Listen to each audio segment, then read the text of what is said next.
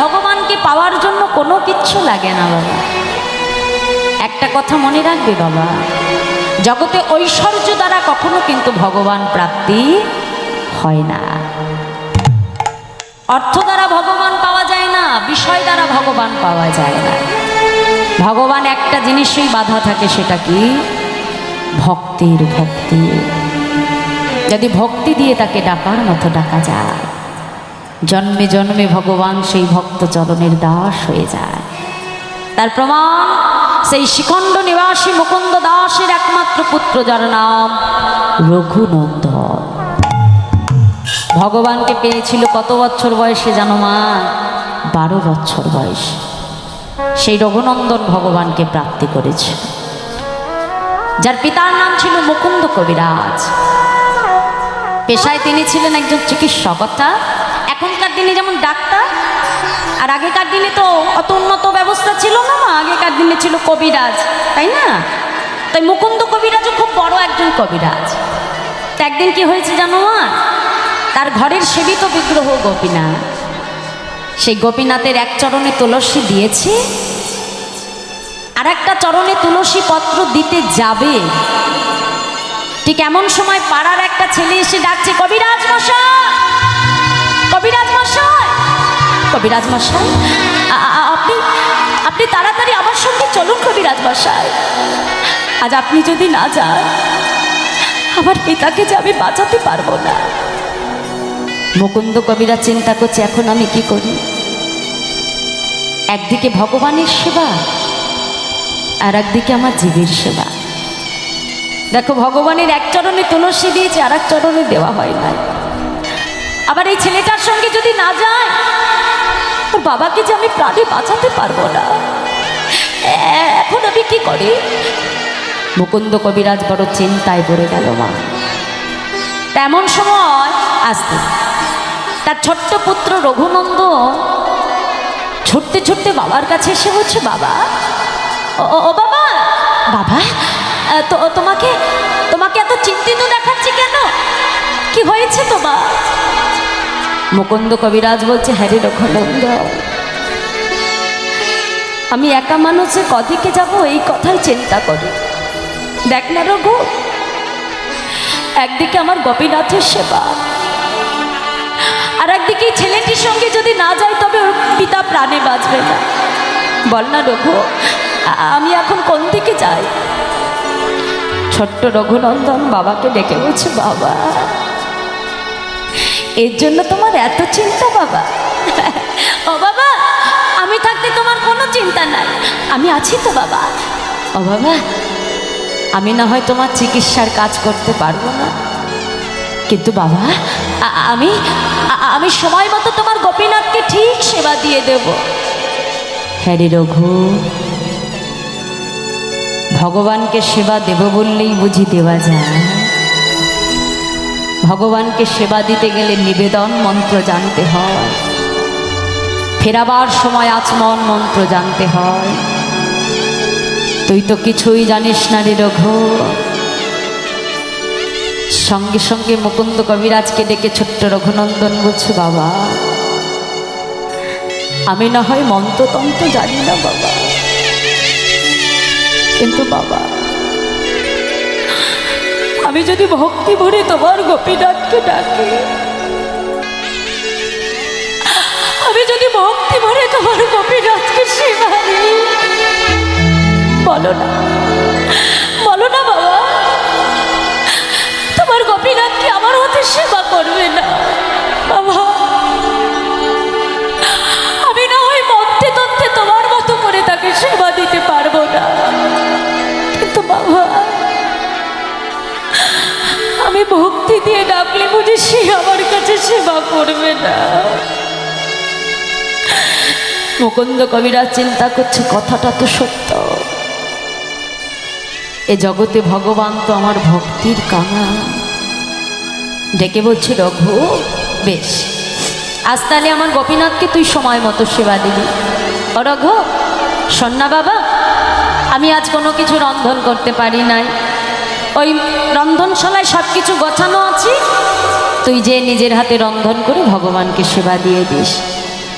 দেখো বাবা, জীবনে কখনো রন্ধন করে না, আজ ভগবানের জন্য রন্ধন করবে বলে প্রথমেই রন্ধনশালায় পা দিয়ে গোপীনাথকে ডেকে বলছে, গোপীনাথ,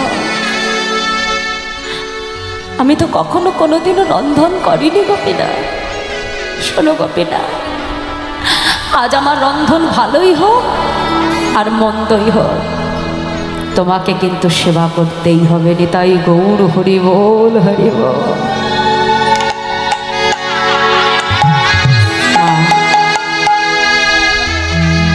আমরাও তো ভগবানকে সেবা দিই গো মা, আমরাও ভগবানের জন্য ভোগ রন্ধন করি, কিন্তু মনে কোথাও আমাদের এই আত্মবিশ্বাস আছে না?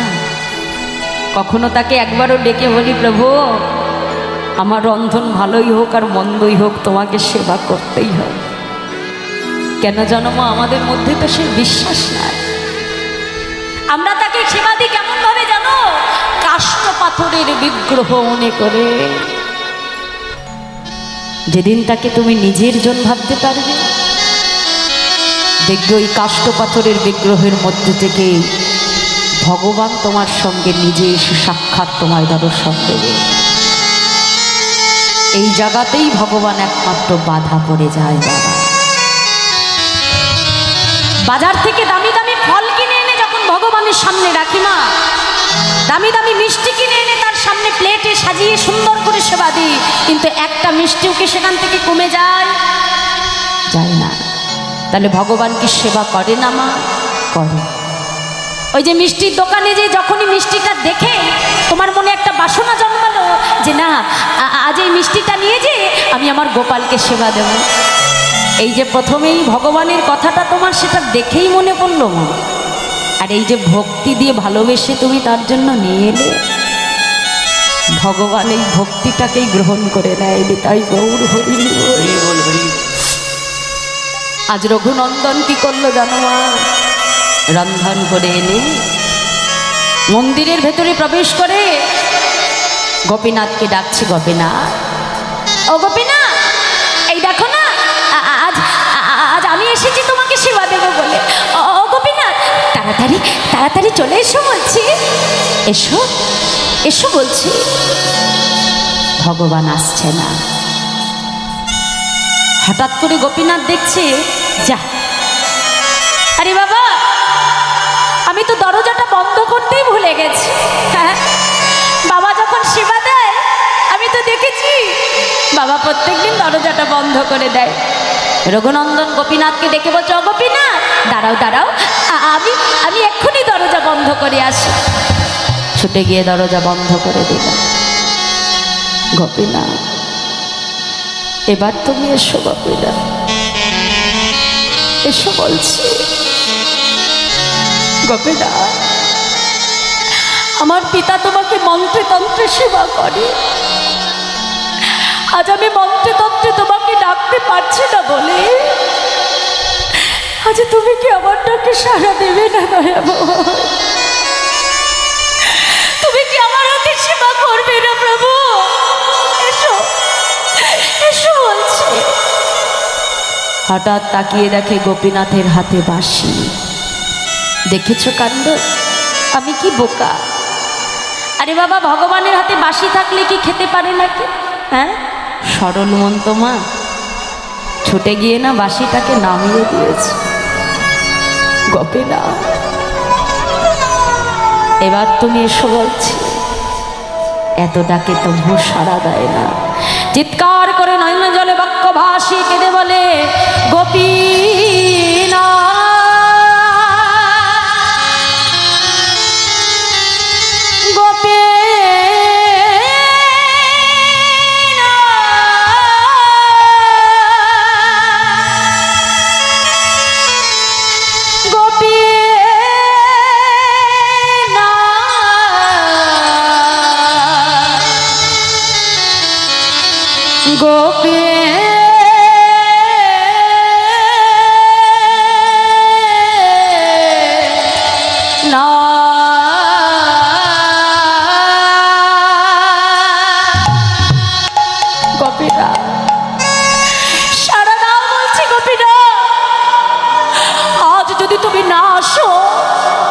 শুনে রাখো গোপীনাথ, আমি যখন না খাই আমার বাবা আমাকে লাঠি দিয়ে মেরে মেরে সেবা করায়।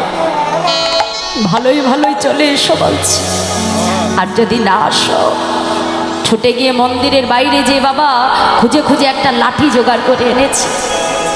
লাঠিটা হাতে নিয়ে ভগবানের সম্মুখে ধরে বলছে, গোপীনাথ তুমি তাড়াতাড়ি চলে এসো বলছে, আর যদি তুমি না আসো তবে আজ এই লাঠি দিয়ে আমি তোমাকে মেরে মেরে সেবা করাবো। ভগবান ভক্তের ভক্তির কাছে পরাজিত হয়ে গেল।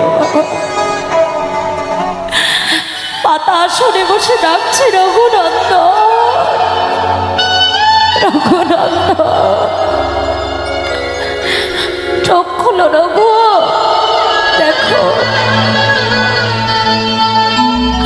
আমি এসেছি রঘু, একবার তাকাও। রঘুনন্দন মনে মনে চিন্তা করছে, দেখেছ যেই না আমি লাঠির ভয় দেখেছি অমনি চলে এসেছে। রঘু, এ জগতে আমাকে অনেকে ডাকে রঘু, কিন্তু জানো রঘুনন্দন তোমার মতো করে এমন লাঠির ভয় দেখি আমাকে কেউ ডাকে না। রঘু দাও, আমাকে সেবা দাও রঘু। ভগবান থালা থেকে পারস তুলে নিয়ে বদনে দিতে লাগলেন। ওমা দিতে দিতে যেন বাবা কখন যেন প্রায় সবটা ফুরিয়ে যেতে লাগলো। থালায় একটুখানি আছে, রঘুনন্দন একেবারে ছুটে গিয়ে হাতটা চেপে ধরেছে। গোপীনাথ তুমি কি করছো?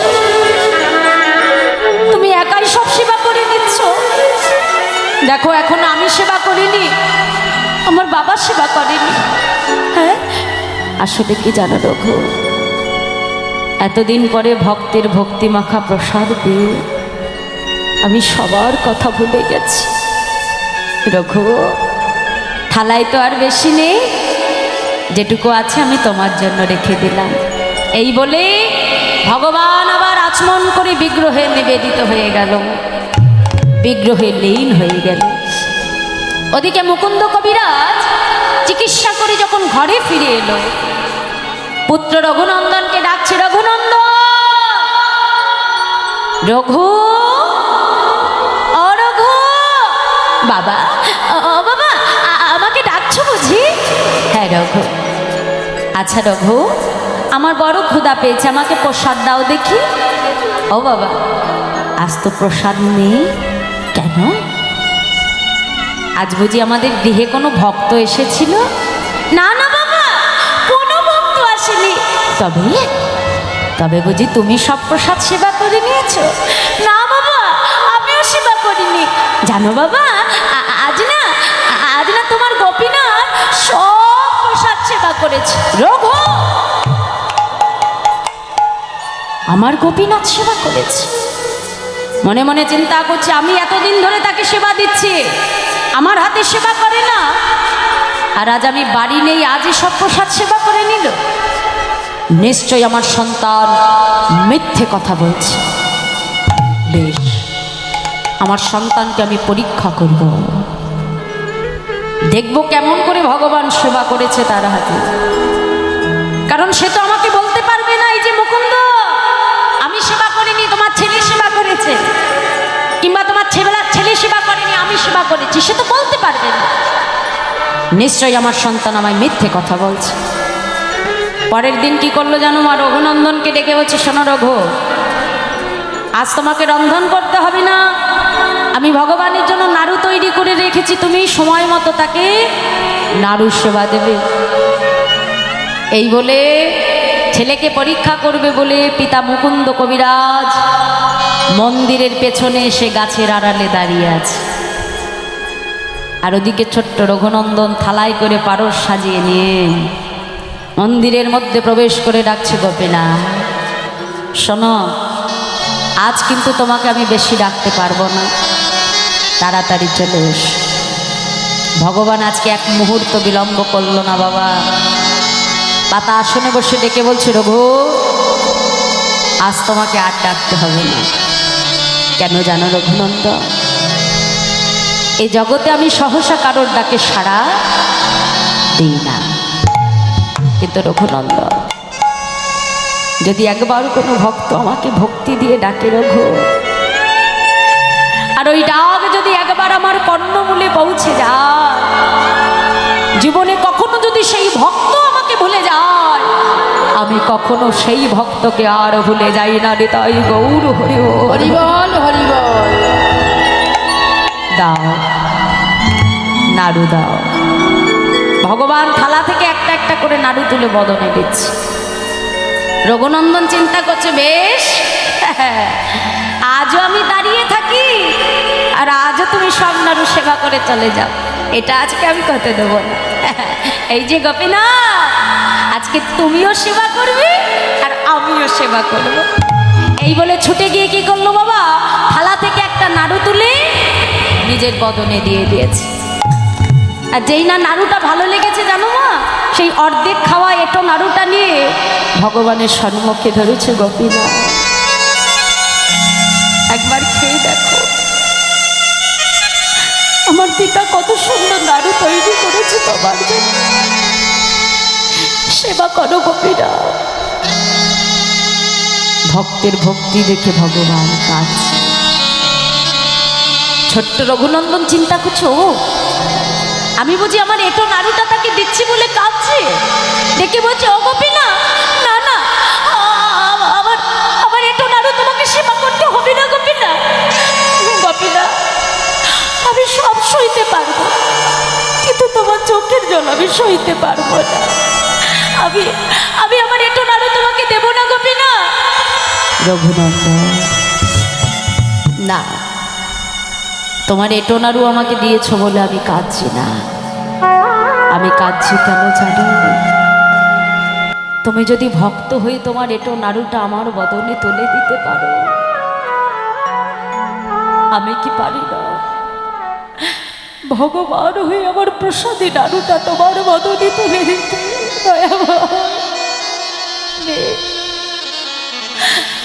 আজ তবে তুমি আমাকে সেবা করা আর আমি তোমাকে সেবা করাই। তাই ভগবান দিচ্ছে আজ ভক্তির বদনে, আর ভক্ত দিচ্ছে ভগবানের বদনে। ভক্ত আর ভগবানের মধুর মিলন, মধুর ভালোবাসা। মুকুন্দ কবিরাজ চিন্তা করছে, কি মন্দিরে মন্দিরে আমি আরেকটি কণ্ঠস্বর শুনতে পাচ্ছি। আমার গোপীনাথ ছাড়া কে আছে মন্দিরে? দেখি, এক্ষুনি আমাকে যেতে হবে। আমার রঘুনন্দন ছাড়া আরেকটি গলার আওয়াজ আমি শুনতে পাচ্ছি। কে তবে মন্দিরে? ছুটে গিয়ে যেই না মুকুন্দ কবিরাজ দরজায় মুষ্টাঘাত। ভগবান অর্ধনারু অবস্থায় বিগ্রহে লীন হয়ে গেল। ছুটে এসে বলছে, রঘু, ও রঘু, এই মন্দিরে তুই কার সাথে কথা বলছিস? বল, কে ছিল তোর সঙ্গে? বাবা, কেন? ওই যে আমার গোপীনাথ গো। ও বাবা, ওই দেখো কত সুন্দর নাড়ু সেবা করছে আমার গোপীনাথ। রঘু, আমি তো তাকে দেখতে পাচ্ছি না রে রঘুনন্দন। কোথায় আমার গোপীনাথ? আমি তো তাকে দেখতে পারি না। ছোট্ট রঘুনন্দন ছুটে গিয়ে ভগবানকে ডেকে বলে, গোপীনাথ, আজ আমি তো তোমাকে দেখতে পাচ্ছি না। বলো, আমার পিতা কেন তোমাকে দেখতে পারে না প্রভু? রঘু, আমাকে দেখার মতো নয়ন তোমার পিতার এখনো হয় নাই।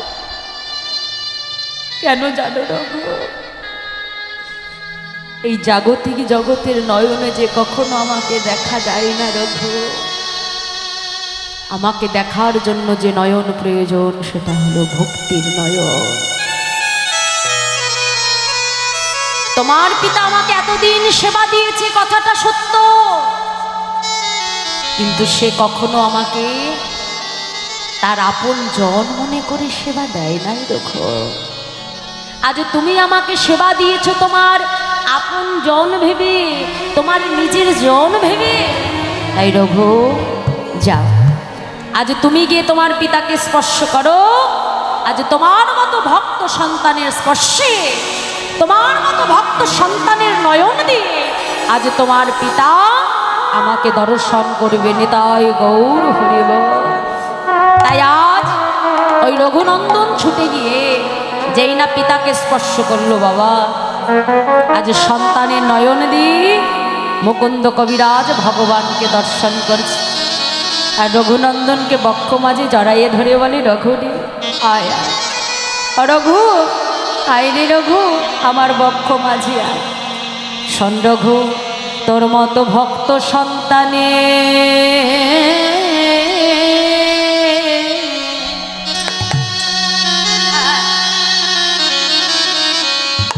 আমি জড়াইয়ে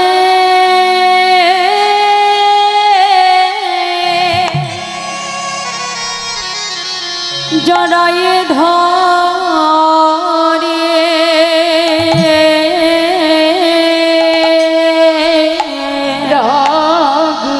নিতাই গৌর হরি বল হরি ভক্ত সন্তানকে রাধে। আমি জড়াইয়ে জড়াইয়ে ধরি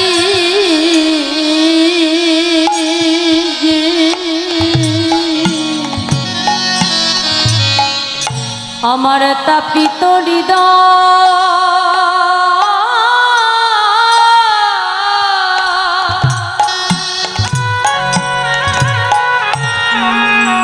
শীত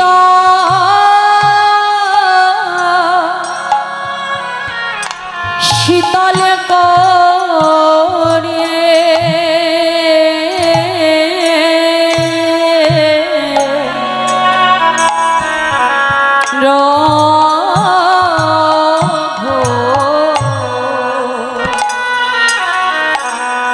তোর মতো ভক্ত সন্তানে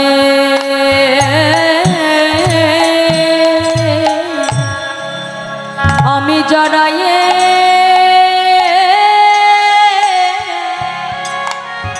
জড়াইয়ে ধরে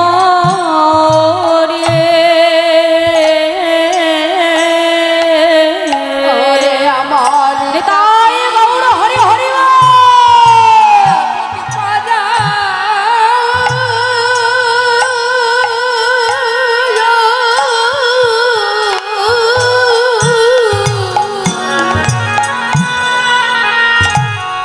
আমি শীতল করি হরি বল হরি বল।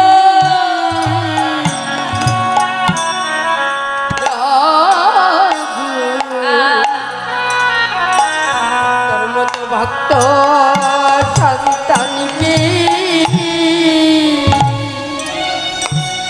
আমি কোলে করিবা ভক্ত চরণ ধুলে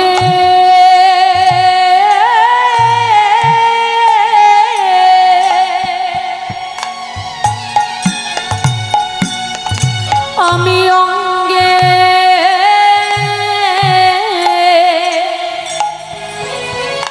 অঙ্গে করে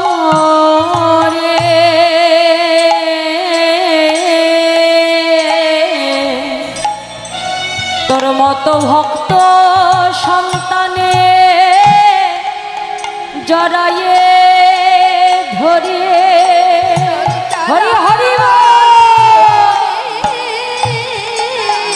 বাধাই করি আমার তাপিত হৃদয় শীতল করিয়ে তোর মতো ভক্ত সন্তানে জড়াই ধরি আমার মানব জন ধন্য করি। তোর মতো ভক্ত সন্তানকে কোলে করি আমার তাপিত হৃদয় শীতল করি। তোর মতো ভক্ত সন্তানে জড়াই ধরি আমার তাপিত হৃদয় শীতল করি তোর মতো ভক্ত সন্তানকে জানাই দাও আমার তাপিত হৃদয় শীতল করিয়ে ভক্ত ওলো ধনিনি নাই গৌর হরি হরি আমি তো প্রাণ শীতল তোর মতো করি ভক্ত সন্তানে জড়াই ধরি তাপিত প্রাণ শীতল করি ধরে তাপিত হৃদয় শীতল তোর করি মতো ভক্ত সন্তানে জড়াই ধরি ভক্তের চরণ ধুলে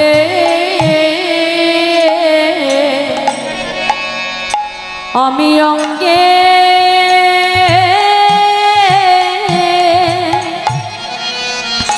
অঙ্গে করে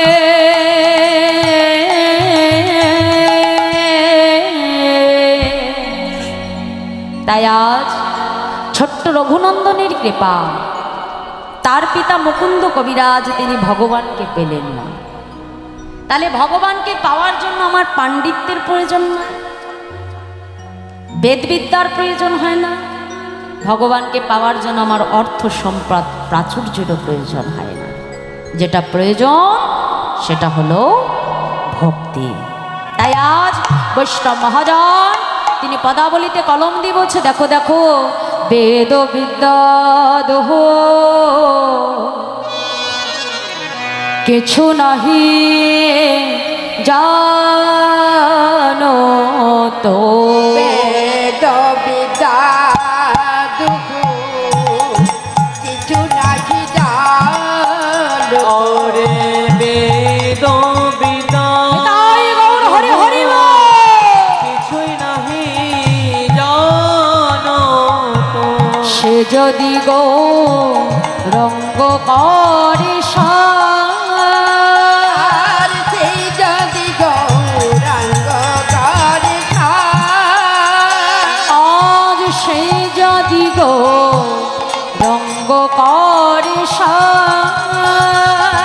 আর সেই যদি গৌরাঙ্গ করে ঠাকুর নয়ন দেতে ভনে সেই তো সকলে জানে। আনন্দে বাণী সেই তো ঠাকুরে জানে সর্বসিদ্ধি সর্বসিদ্ধে করতলে আর সর্বসিদ্ধি সর্বসিদ্ধি করতালে ও তারি কিছুই জানতে লাগে না গো। কিছুই জানতে লাগে না গো ও তারি কিছুই জানতে লাগে না গো। কিছুই জানতে লাগে না গো যে জন গৌর চরণ